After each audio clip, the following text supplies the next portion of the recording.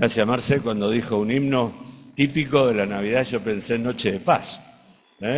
También es un himno típico de Navidad. Lindo es poder recordar esta canción y tantas otras que, bueno, los creyentes tenemos la oportunidad de hacer la diferencia en la fiesta de la Navidad. Yo me acordaba y buscaba recién un texto porque Marcelo decía que cuando hacemos esto, transformamos esto en una rutina. Cuando Isaías escribe su profecía, Dios le dice en el capítulo 1, ¿para qué me sirve la multitud de vuestros sacrificios? Estoy hastiado de holocaustos, de carnero, de animales gordos, no quiero sangre de bueyes. ¿Quién demanda esto de vuestras manos cuando se vienen a presentar delante de mí para hollar mis atrios? Ellos estaban creyendo que cumplían con la voluntad de Dios. Dice, no me traigan más vana ofrenda. El incienso, que era un mandamiento, me es abominación, luna nueva, día de reposo, convocar asambleas.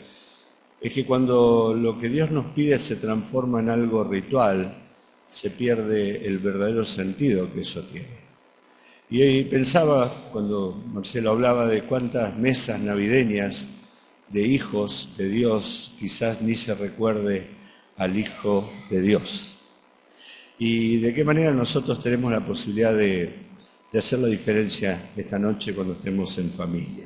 La Navidad se transformó en una fiesta religiosa para un país occidental y cristiano como es la Argentina, ¿verdad? Y nos caracterizamos por tener mucho conocimiento de la palabra de Dios y nuestras costumbres están basadas en muchas cosas que están en la Biblia. Pero muchos no saben por qué se festeja. Y muchas veces muchos festejos no están ni siquiera relacionados con la ocasión. El arbolito de Navidad, Papá Noel, no tiene nada que ver con el nacimiento de Jesús. Sin embargo, lo armamos y tenemos un montón de cosas y festejamos el 25 de diciembre y lo más probable es que el 25 de diciembre no haya sido el día que nació Jesús, porque el 25 de diciembre es invierno en el hemisferio norte, ¿sí? Y los pastores estaban cuidando sus rebaños en el medio del campo cuando se le aparecieron los ángeles.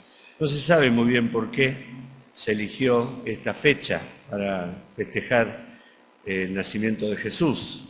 Ya en el cuarto siglo de la era cristiana había un gobernante en Roma que se llamaba Julio, que él lo que hizo fue transformar las Saturnales, las fiestas paganas dirigidas o destinadas a Saturno, que se producían en el solsticio de invierno, cuando empieza a nacer de nuevo el año, después del invierno empieza a nacer la luz, a alargarse los días.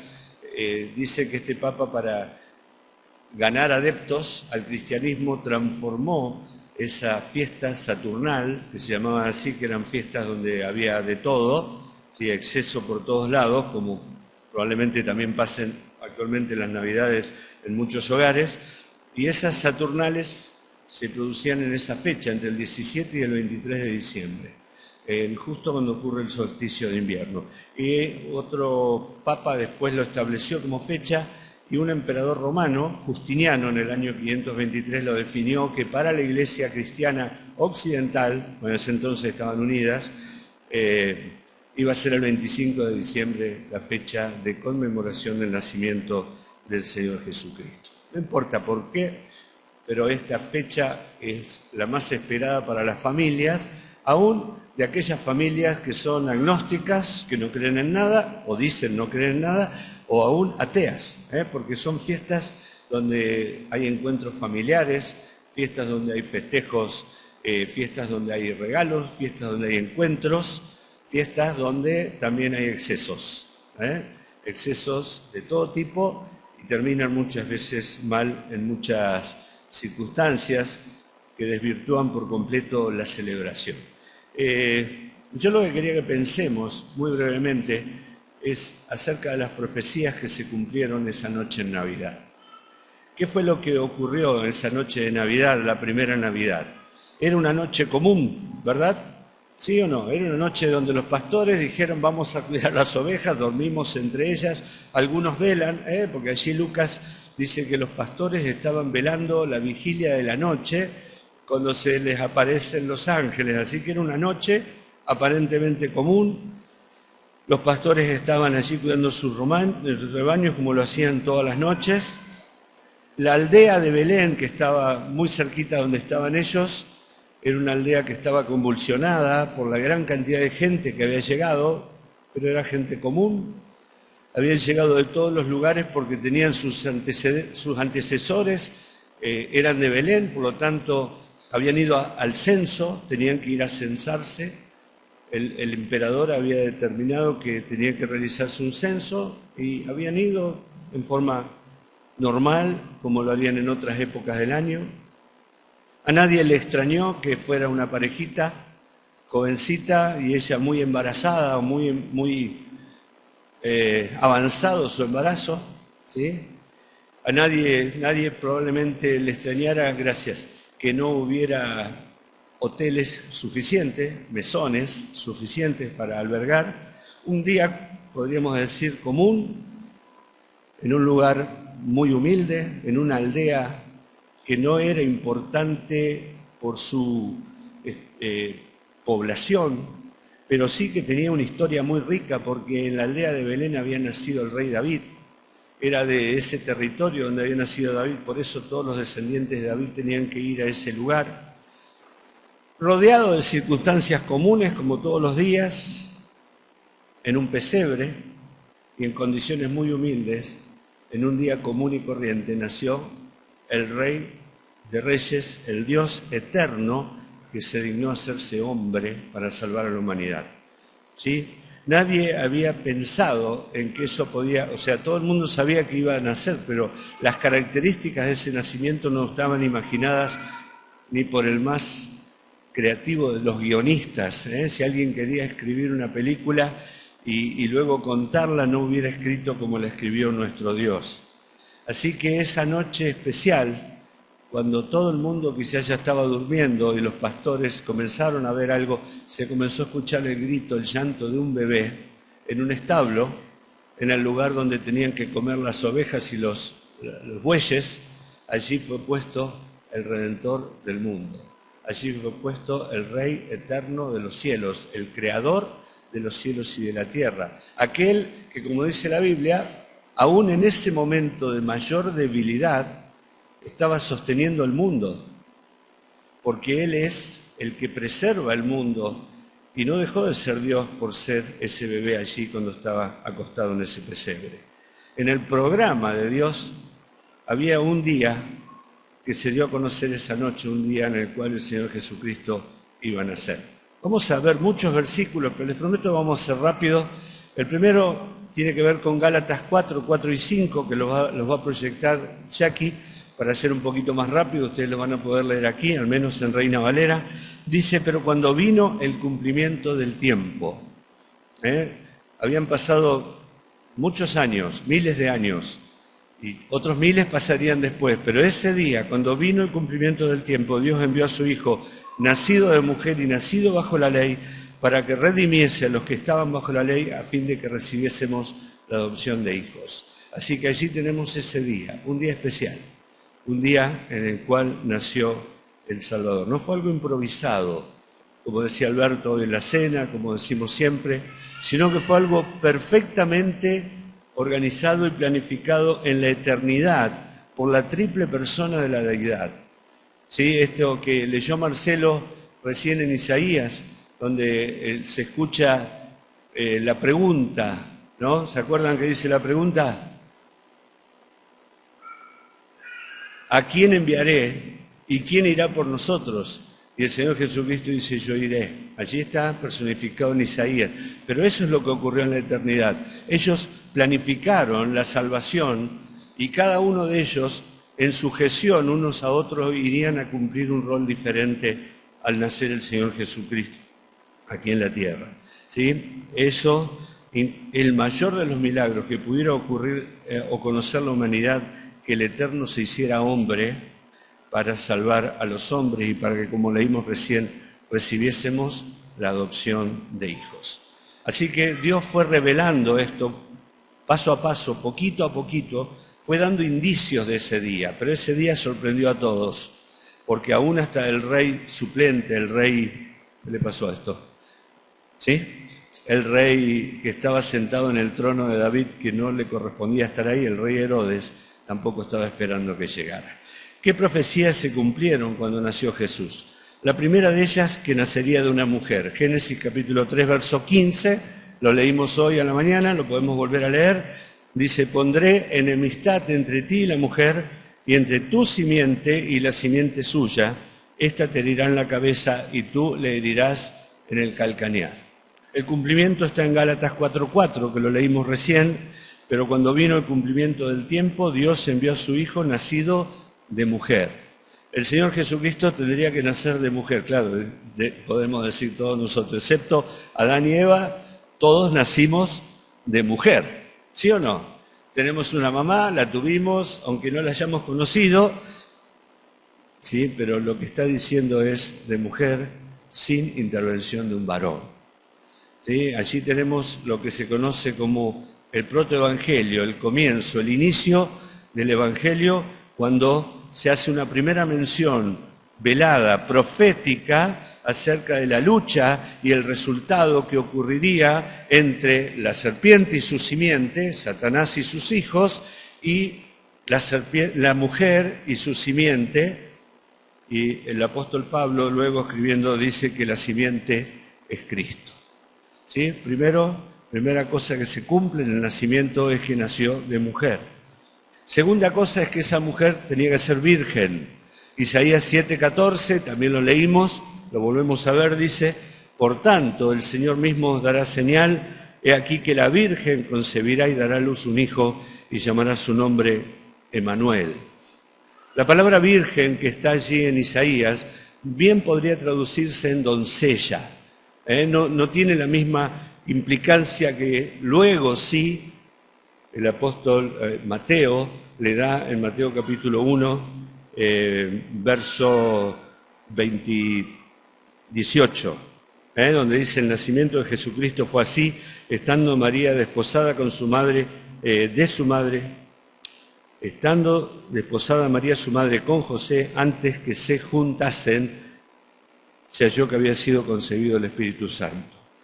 Y Lucas pone, Lucas 1:34 y 35, la pregunta de María. ¿Cómo es, le pregunta el ángel, que yo voy a tener un hijo si yo no conozco varón?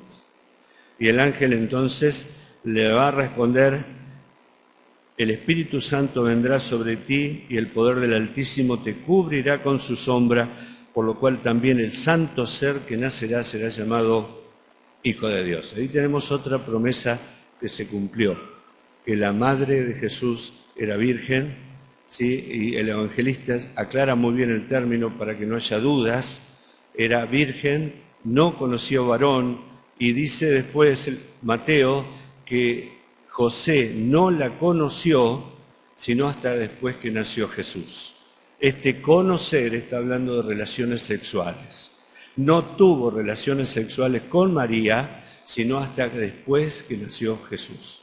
Entonces, Jesús nacería de una mujer, esa mujer iba a ser virgen, por lo cual ya ahí hay un milagro que tendría que ocurrir, que es obra del Espíritu Santo, porque todos nacemos de mujer, pero con la intervención de un hombre.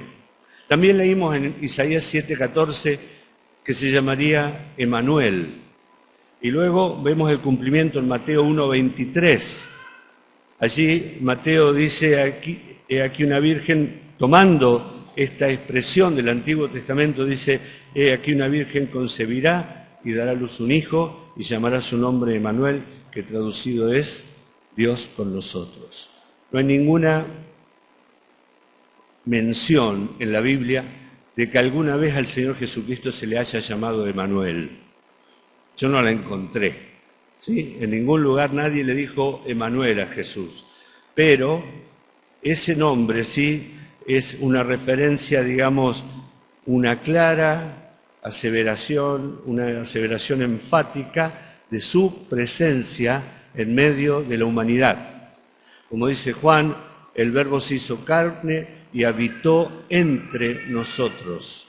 Esa es lo que está queriendo decir el profeta. Él se llamará Emmanuel. Y Mateo dice, Él se llamará Emmanuel, que traducido es Dios con nosotros. Él, como muchas veces parafraseamos esa expresión de Juan, diciendo, Él plantó su tienda en medio de la nuestra, en medio del campamento. La tienda de Jesús estaba al lado de la tuya y de la mía. Él se hizo hombre, Él siendo Dios, habitó entre nosotros.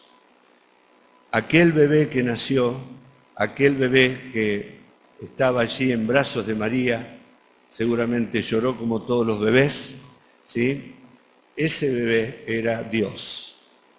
Como dice Pablo escribiéndole a Timoteo, indiscutiblemente grande es el misterio de la piedad, Dios se hizo carne. En cuarto lugar, este bebé tendría un precursor, ¿sí? Isaías 40, versos 3 y 5.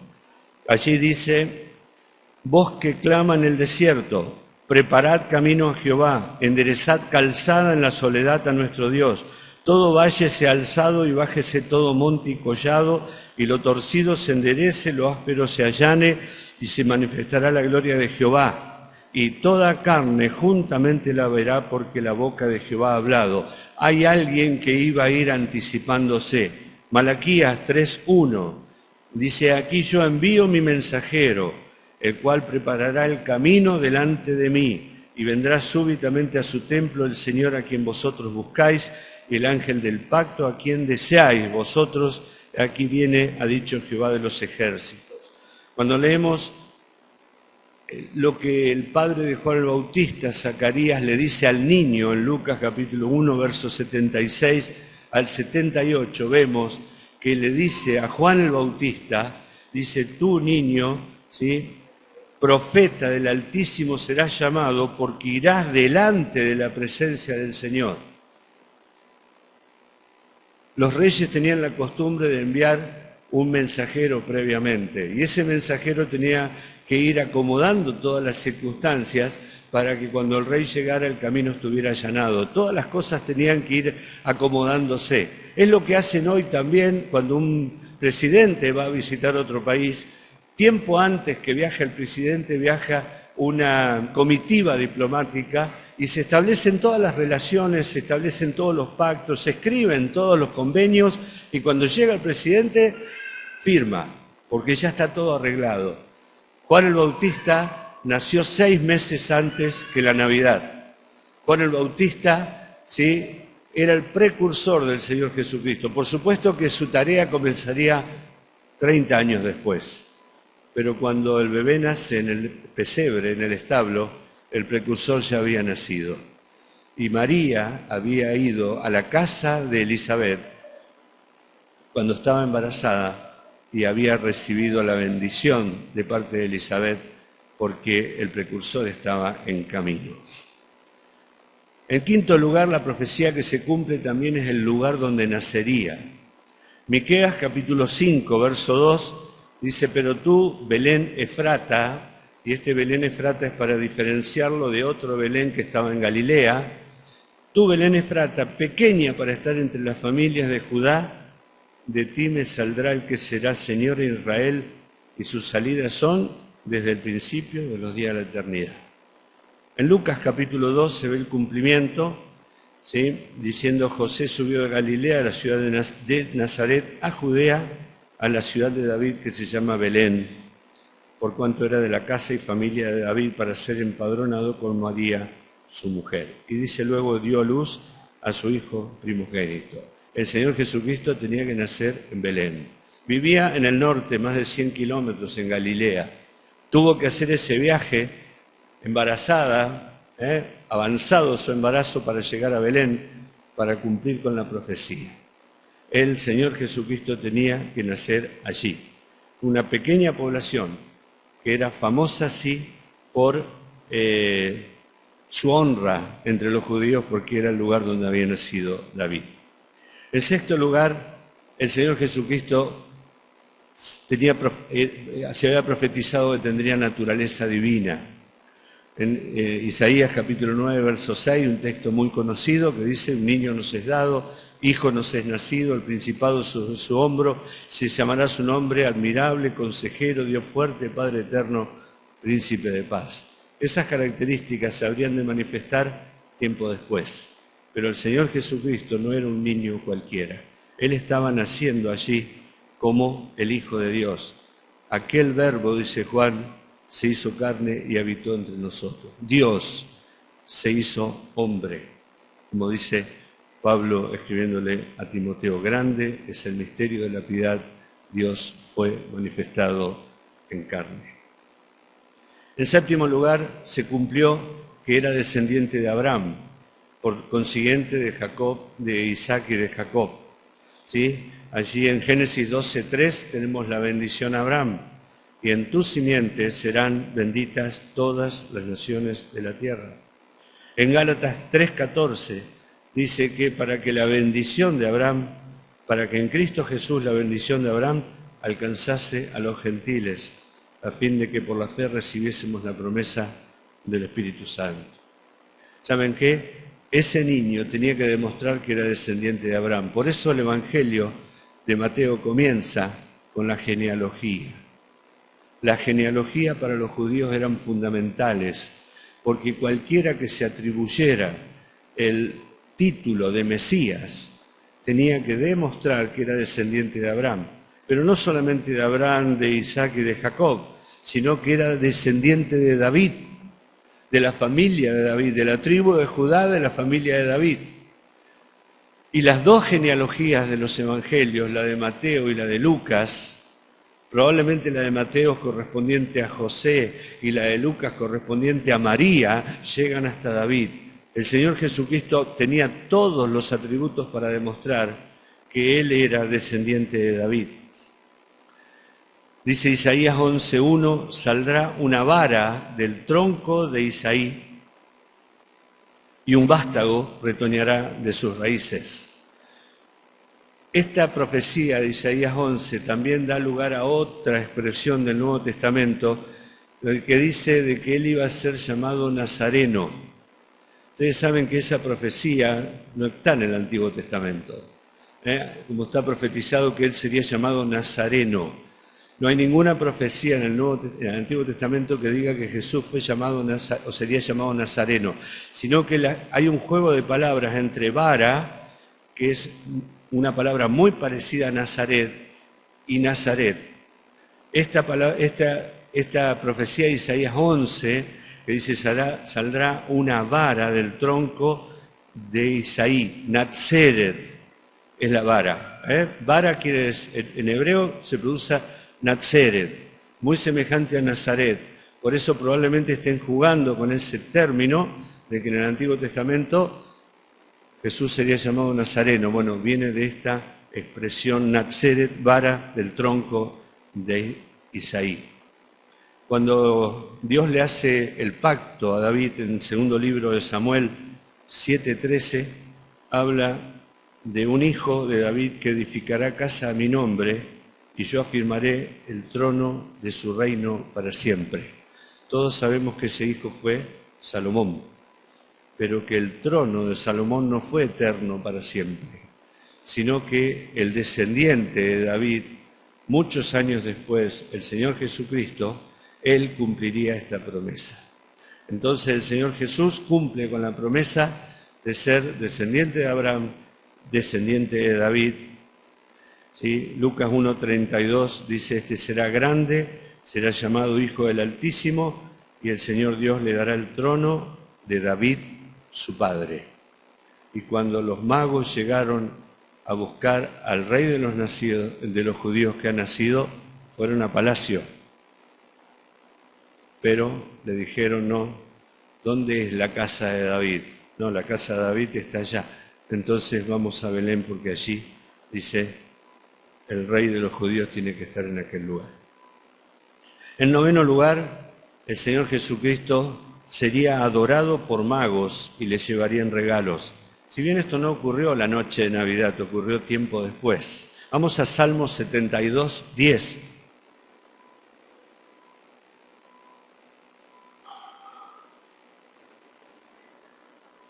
Salmo 72 dice, los reyes de Tarsis y de las costas traerán presentes, los reyes de Sabá y de Seba presentarán dones. En Isaías 63, verso 6, dice, multitud de camellos te cubrirá, dromedarios de Madián y de Efa, vendrán todos los de Sabá, traerán oro e incienso y publicarán alabanzas a Jehová.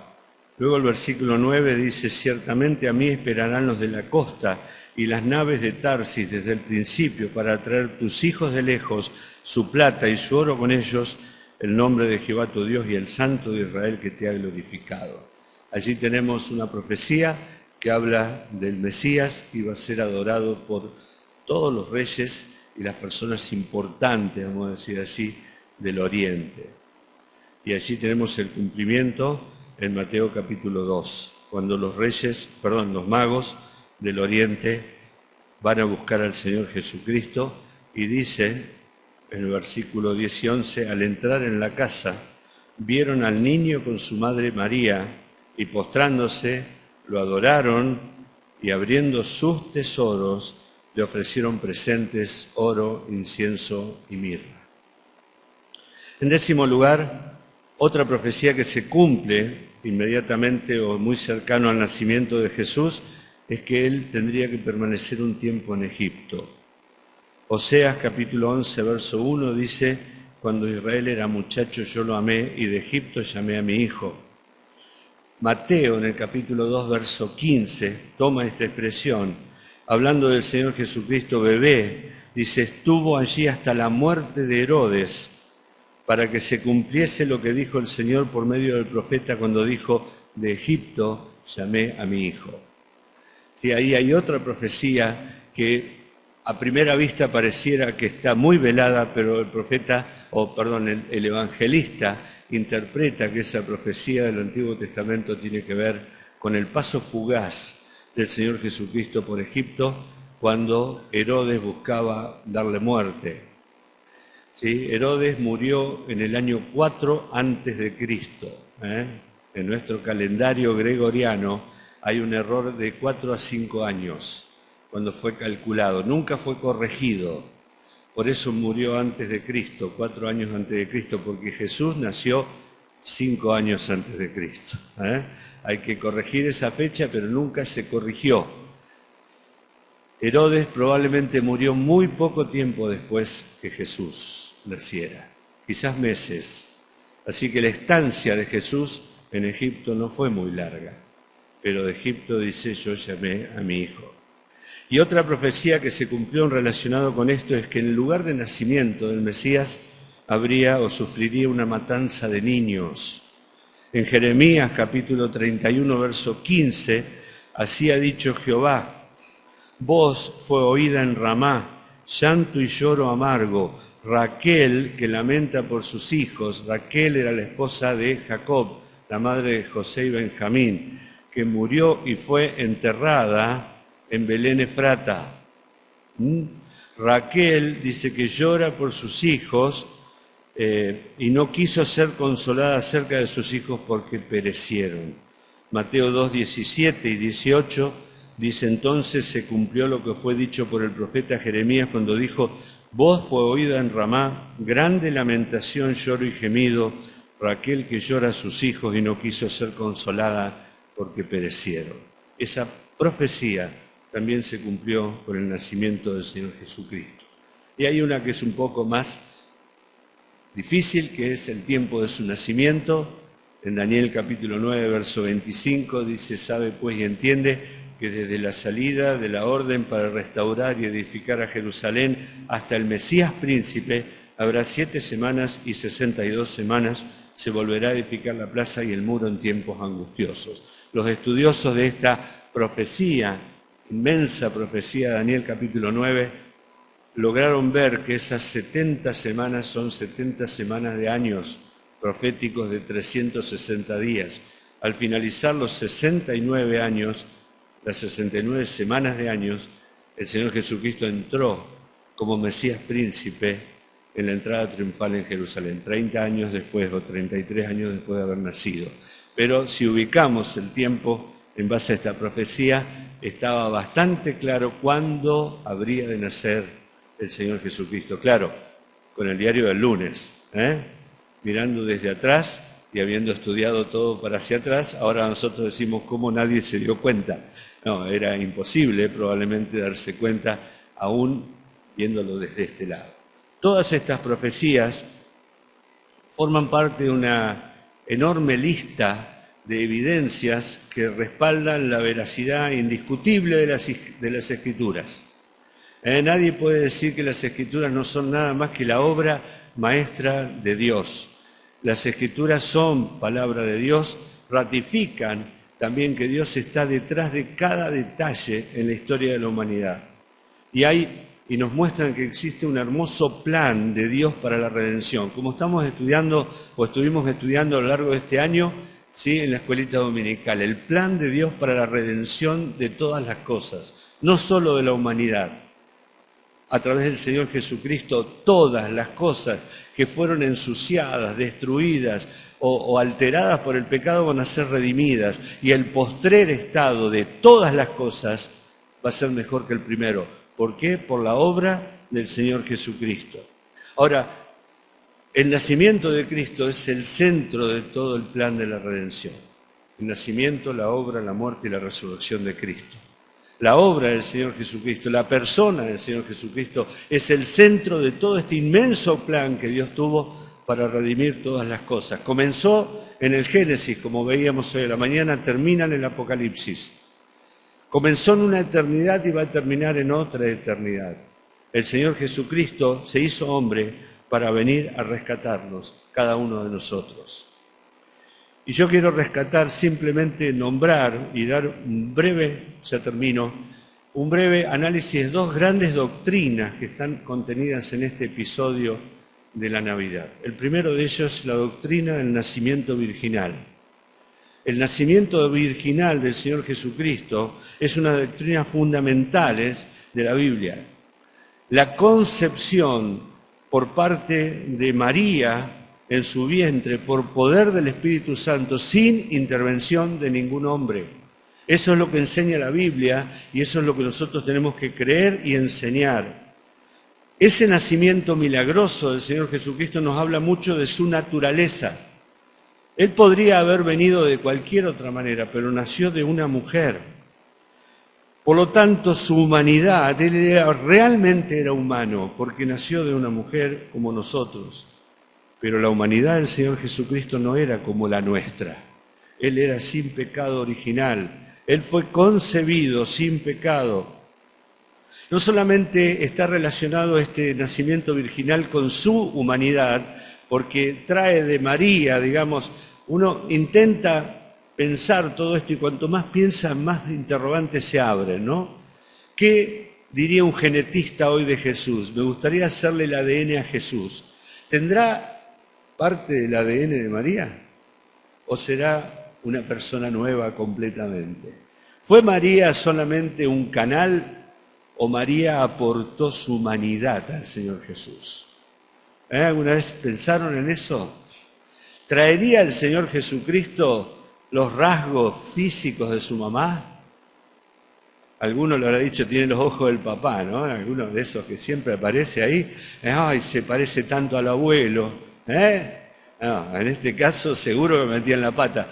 Pero, no, ¿cómo fue? Pero sin embargo la Biblia enseña que el Señor Jesucristo es perfectamente hombre, tiene una humanidad perfecta. Pero también el nacimiento virginal nos habla de su deidad, nos habla de lo que Él pudo hacer como una creación totalmente nueva. Allí apareció, y qué sé yo,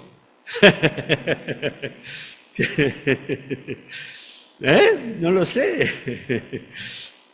Tiene que ver con su deidad también porque Él pudo hacer eso solamente. Todos nosotros nacimos de papá y mamá, aún por inseminación artificial, miren, aunque no haya contacto con un hombre. El hecho de introducir en un vientre de una mujer un óvulo fecundado no quiere decir que no participó un hombre. El hombre aportó la célula. En el caso de Jesús no fue así, ¿sí? El Espíritu Santo vendrá sobre ti, el poder del Altísimo te cubrirá con su sombra, le dijo el ángel a María, por lo cual también el santo ser que nacerá será llamado Hijo de Dios, como si fuera una creación nueva, como cuando Dios creó los cielos y la tierra.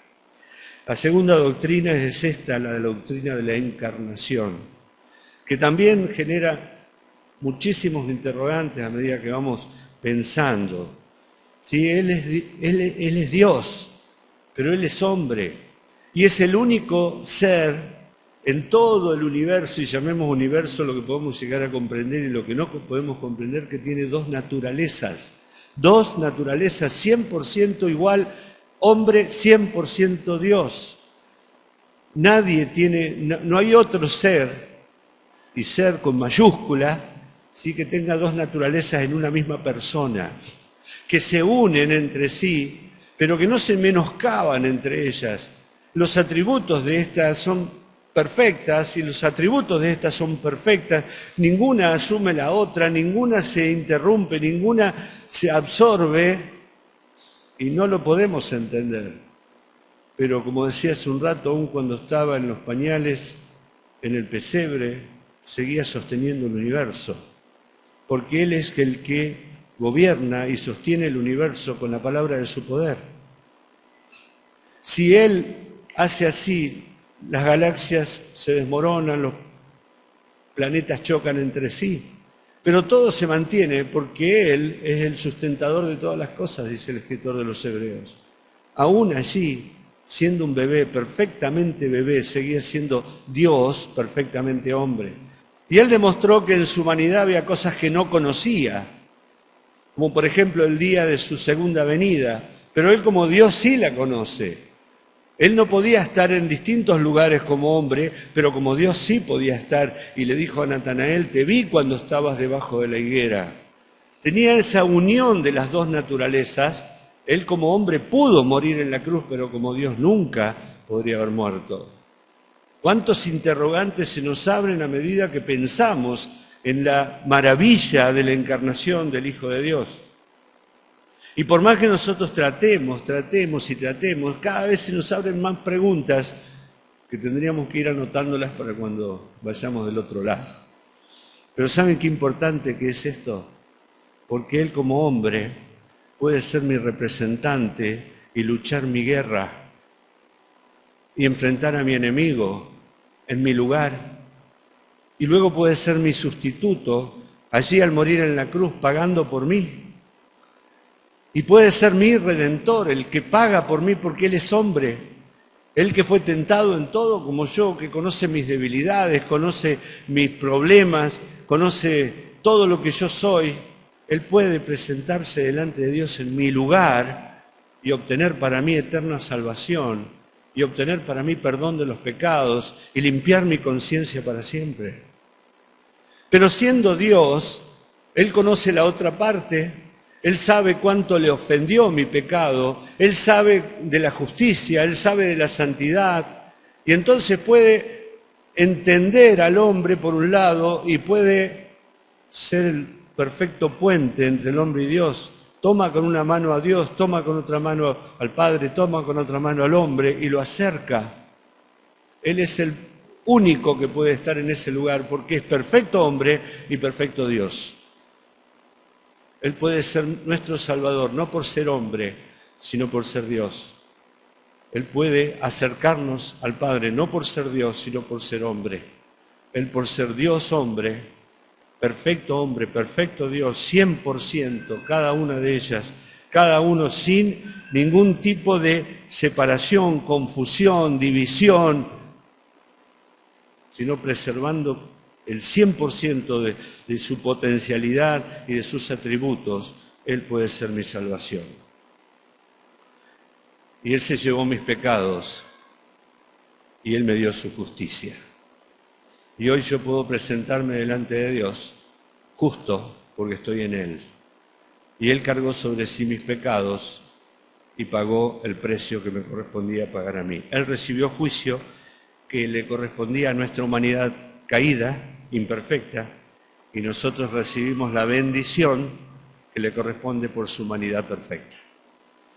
La Navidad no debe ser una fiesta pagana en la mesa de los cristianos. ¿sí? Cada uno de nosotros tiene la posibilidad de hacer la diferencia en esta noche.